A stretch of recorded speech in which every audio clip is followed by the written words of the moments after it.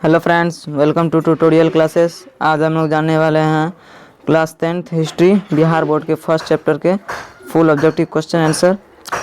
तो चलिए वीडियो को स्टार्ट करते हैं। वीडियो को स्टार्ट करने से पहले अगर आप हमारे चैनल पर नए हैं तो वीडियो को लाइक और चैनल को सब्सक्राइब जरूर कर दीजिएगा। तो चलिए स्टार्ट करते हैं। हम लोगों का पहला क्वेश्चन है, राष्ट्रवाद की पहली स्पष्ट अभिव्यक्ति 1789 में निम्नलिखित किस क्रांति द्वारा हुई? ऑप्शन नंबर फर्स्ट है रूसी क्रांति, दूसरा है फ्रांसीसी क्रांति, तीसरा है औद्योगिक क्रांति और चौथा है रक्तहीन क्रांति। तो इसका सही आंसर हो जाएगा ऑप्शन नंबर 2 फ्रांसीसी क्रांति। अगला क्वेश्चन है हम लोगों का, फ्रांस की राज्य क्रांति कब हुई?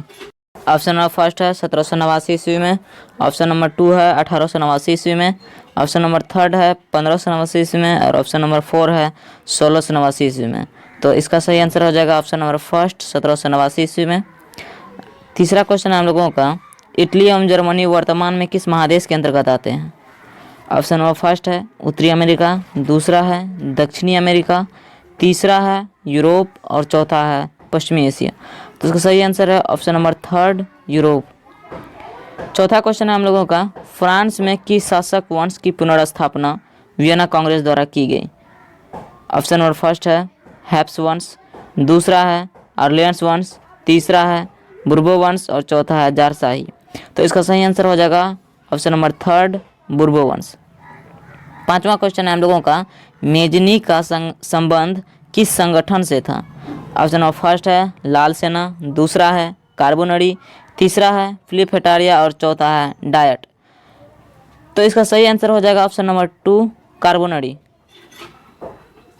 छठा क्वेश्चन है, इटली एवं जर्मनी के एकीकरण के विरुद्ध निम्न में कौन था? ऑप्शन नंबर फर्स्ट है इंग्लैंड, दूसरा है रूस, तीसरा है ऑस्ट्रिया और चौथा है प्रसा। तो इसका सही आंसर है ऑप्शन नंबर 3 ऑस्ट्रिया। अगला क्वेश्चन है, सातवां क्वेश्चन हम लोगों का, काउंट काबूर को विक्टर एमेनुएल ने किस पद पर नियुक्त किया? ऑप्शन नंबर फर्स्ट है सेनापति, दूसरा है फ्रांस में राजदूत, तीसरा है प्रधानमंत्री और चौथा है गृह मंत्री। तो इसका सही आंसर है ऑप्शन नंबर 3 प्रधानमंत्री। ये जितने भी क्वेश्चन है सभी के सभी VVI मोस्ट इम्पोर्टेंट क्वेश्चन है और सभी ही क्वेश्चन पूछा जा चुका है। प्रत्येक बार के एग्जाम में इनमें से करीब 3 से 4 क्वेश्चन पूछा ही जाता है, जितना कि इस वीडियो में मैं आपको दिखाने वाला हूँ। तो वीडियो को ज़रा सा भी स्किप मत कीजिएगा। तो चलिए अगला क्वेश्चन हम लोगों का, गैरिबाल्डी पेशे से क्या था? ये भी क्वेश्चन पूछा जा चुका है बहुत बार। ऑप्शन नंबर फर्स्ट है सिपाही, दूसरा है किसान, तीसरा है जमींदार और चौथा है नाविक। तो इसका सही आंसर हो जाएगा ऑप्शन नंबर 4 नाविक। नौवां क्वेश्चन है हम लोगों का, जर्मन राइन राज्य का निर्माण किसने किया था? ऑप्शन नंबर फर्स्ट है लुई 18वां, दूसरा है नेपोलियन बोनापार्ट, तीसरा है नेपोलियन तृतीय और चौथा है बिस्मार्क। तो इसका सही आंसर है ऑप्शन नंबर 2 नेपोलियन बोनापार्ट। 10वां क्वेश्चन है हम लोगों का, जालवेरिन एक संस्था थी, मतलब कि जालवेरिन जो है किस प्रकार की संस्था थी? तो पहला ऑप्शन है क्रांतिकारियों की, दूसरा है व्यापारियों की, तीसरा है विद्वानों की और चौथा है पादरी सामंतों की। तो इसका सही आंसर हो जाएगा ऑप्शन नंबर 2 व्यापारियों की। अब हमारा अगला क्वेश्चन है, रक्त एवं लौह की नीति का अवलंबन किसने किया? ऑप्शन नंबर फर्स्ट है हम लोगों का मेजिनी, दूसरा है हिटलर, तीसरा है बिस्मार्क और चौथा है विलियम प्रथम। तो ये जो क्वेश्चन है दोस्तों, ये मतलब कि प्रत्येक बार लगभग पूछा ही जाता है और ये VVI क्वेश्चन है। तो इसका सही आंसर देख लेते हैं। इसका सही आंसर है ऑप्शन नंबर 3 बिस्मार्क। 12वां क्वेश्चन हम लोगों का, चार्टिस्ट आंदोलन कहाँ संपन्न हुआ? ऑप्शन नंबर फर्स्ट है ऑस्ट्रिया, दूसरा है इटली, तीसरा है जर्मनी और चौथा है इंग्लैंड। तो इसका सही आंसर है ऑप्शन नंबर 4 इंग्लैंड। इंग्लैंड में चार्टिस्ट आंदोलन संपन्न हुआ था। 13वां क्वेश्चन हम लोगों का, फ्रैंकफर्ट की संधि कब हुई? ऑप्शन नंबर फर्स्ट है 1664 ईस्वी में, ऑप्शन नंबर 2 है 1866 ईस्वी में, ऑप्शन नंबर 3 है 1870 ईस्वी में और ऑप्शन नंबर 4 है 1871 ईस्वी में। तो इसका सही आंसर है ऑप्शन नंबर 4 1871 ईस्वी में। 14वां क्वेश्चन हम लोगों का, यूरोप वासियों के लिए किस देश का साहित्य एवं ज्ञान विज्ञान प्रेरणा स्रोत रहा? ऑप्शन नंबर फर्स्ट है जर्मनी, दूसरा है तुर्की, तीसरा है यूनान और चौथा है इंग्लैंड। तो इसका सही आंसर हो जाएगा ऑप्शन नंबर 3 यूनान। 15वां क्वेश्चन हम लोगों का, 1829 ईस्वी की एड्रियानोपुल की संधि किस देश के साथ हुई? ऑप्शन नंबर फर्स्ट है तुर्की, दूसरा है यूनान, तीसरा हंगरी और चौथा है पोलैंड। इसका सही आंसर हो जाएगा ऑप्शन नंबर फर्स्ट तुर्की। दोस्तों अगर आप हमारे चैनल पर नए हैं तो चैनल को सब्सक्राइब और वीडियो को लाइक ज़रूर कर दीजिएगा। अगला क्वेश्चन है हम लोगों का, युवा यानी कि यंग इटली संस्था का विकास किसने किया? ऑप्शन नंबर फर्स्ट है मेजिनी, दूसरा है काउंट काबूर, तीसरा है गैरिबाल्डी और चौथा है बिस्मार्क। तो इसका सही आंसर हो जाएगा ऑप्शन नंबर फर्स्ट मेजिनी। तो जो अगला क्वेश्चन है हम लोगों का 17वां क्वेश्चन, जर्मनी एवं इटली के एकीकरण के समय फ्रांस का शासक कौन था? जब जर्मनी और इटली का एकीकरण हो रहा था उस समय फ्रांस का शासक कौन था? ऑप्शन नंबर फर्स्ट हम लोगों का नेपोलियन बोनापार्ट, दूसरा है नेपोलियन तृतीय, तीसरा है विक्टर इमैनुअल और चौथा है विलियम प्रथम। तो इसका सही आंसर है ऑप्शन नंबर सेकेंड नेपोलियन तृतीय। अब हम लोगों का 18वां क्वेश्चन है, प्रसा का शासक कौन था? ऑप्शन नंबर फर्स्ट है नेपोलियन बोनापार्ट, दूसरा है नेपोलियन तृतीय, तीसरा है विक्टर इमैनुअल और चौथा है विलियम प्रथम। तो इसका सही आंसर है ऑप्शन नंबर 4 विलियम प्रथम। 19वां क्वेश्चन है हम लोगों का, सार्डिनिया पिडमोन का शासक कौन था? ऑप्शन नंबर फर्स्ट है नेपोलियन तृतीय, दूसरा है काउंट काबूर, तीसरा है विक्टर इमैनुअल और चौथा है विलियम प्रथम। तो इसका सही आंसर है option number third Victor Emmanuel.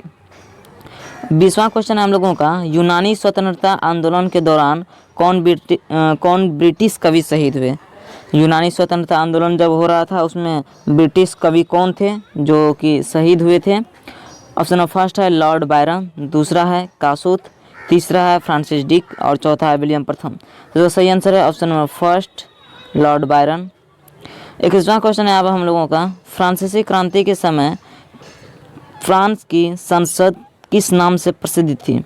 जब फ्रांस की क्रांति हो रही थी तो फ्रांस की जो संसद है, जैसे हम लोगों का भारत में भी होता है, तो वो उस समय जो है किस नाम से प्रसिद्ध थी? ऑप्शन नंबर फर्स्ट है स्टेट्स जनरल, दूसरा है सीनेट, तीसरा है नेशनल असेंबली और चौथा है संविधान सभा। तो इसका सही आंसर है option number first States General. 22वां क्वेश्चन है हम लोगों का, कौन सा युद्ध में ही एक महाशक्ति के पतन पर दूसरे यूरोपीय महाशक्ति जर्मनी का पतन हुआ? चूँकि दोस्तों इसमें ऑप्शन नहीं है, लेकिन यह मोस्ट इम्पोर्टेंट वीवीआई क्वेश्चन है और प्रत्येक बार पूछा जाता है लगभग। तो चलिए इसका आंसर मैं लिख के ही यहाँ पर बता देता हूँ। तो इसका सही आंसर है सेडोन का जो है युद्ध हुआ था और उसी में जो है एक ही महाशक्ति के पतन पर दूसरे यूरोपीय महाशक्ति जो है उसका जर्मनी का उदय हुआ था। तो चलिए हम लोगों का 23वां क्वेश्चन है, सेडेवा का युद्ध किन किन के बीच हुआ? दोस्तों इसमें भी ऑप्शन नहीं है, लेकिन ये मोस्ट वीवीआई क्वेश्चन है और प्रत्येक बार पूछा जाता है। तो इसमें हर चैप्टर में जितने भी मैं चैप्टर का ऑब्जेक्टिव क्वेश्चन आंसर बताऊंगा, इसमें से कुछ जो है क्वेश्चन आंसर ऐसे भी होंगे जिसका कि ऑब्जेक्टिव नहीं दिया हुआ, मतलब कि ऑप्शन नहीं दिया हुआ होगा, लेकिन उसमें जो है वह पूछे जाने की पूरी संभावना है। तो उसका मैं आंसर आप लोगों को लिख करके ही बता दूंगा और लेकिन पूछे जाने की पूरी संभावना है। तो चलिए इसका आंसर भी मैं लिख करके ही देता हूँ। क्वेश्चन था हम लोगों का, सेडेवा का युद्ध किन किन के बीच हुआ? तो इसका सही आंसर है ऑस्ट्रिया और प्रसा।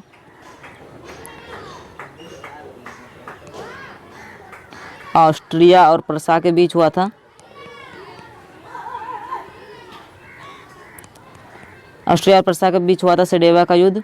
तो चलिए अब हम लोगों का अगला क्वेश्चन 24वां क्वेश्चन है हम लोगों का, 1848 ईस्वी की फ्रांसीसी क्रांति ने किस युग का भी अंत कर दिया? तो इसका सही आंसर है मेटरनिख युग का अंत हो गया था फ्रांसीसी क्रांति 1848 में जो हुआ था। यहाँ पर होगा मेटरनिख युग।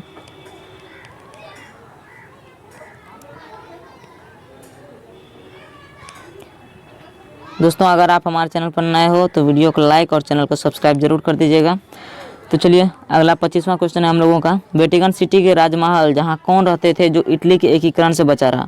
वो इटली का एकीकरण से जो है ऐसा कौन सा व्यक्ति बचा रहा जो कि, और वह व्यक्ति जो है वेटिकन सिटी का राजमहल जो था वहाँ पर रहता था? तो चलिए इसका सही आंसर है पोप ही था जो कि इटली के एकीकरण से जो है बचा रहा। अब हम लोगों का 26वां क्वेश्चन है, यूनान को एक स्वतंत्र राष्ट्र घोषित करने के बाद बावेरिया का शासक किसको वहाँ का राजा घोषित किया गया? मतलब कि किसको जो है वहाँ का राजा घोषित किया गया? तो इसका सही आंसर हो जाएगा ओटो को वहाँ का राजा घोषित किया गया। नाम थोड़ा सा अटपटा है, लेकिन सभी ऐसे ही होते हैं इनके नाम। तो चलिए अगला क्वेश्चन है हम लोगों का, हंगरी की राजधानी कहाँ है? 27वां क्वेश्चन है, हंगरी की राजधानी कहाँ है? और यह हंगरी की राजधानी है बुडापेस्ट में।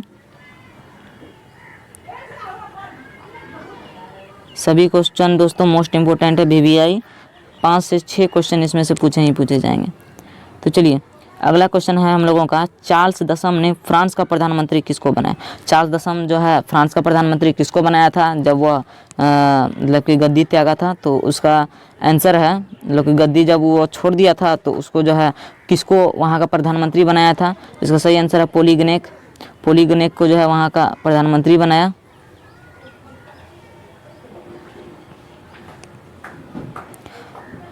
तो चलिए अब हम लोगों का अगला क्वेश्चन है, फ्रांस के लुई फिलिप किस वंश का शासक था? फ्रांस का जो लुई फिलिप था मतलब कि वह शासक था जो, वह किस वंश का शासक था? ये भी क्वेश्चन दोस्तों मोस्ट इंपोर्टेंट VVI क्वेश्चन है और पूछा जाता है। तो चलिए इसका सही आंसर है ऑर्लियंस वंश।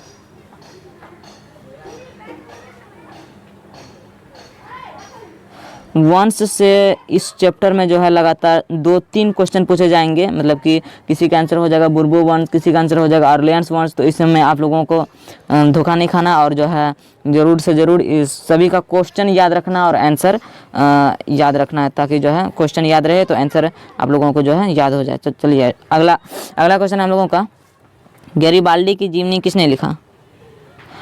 तो गैरिबाल्डी की जीवनी जो लिखा था वो था एक भारतीय और उसका नाम था लाला लाजपत राय।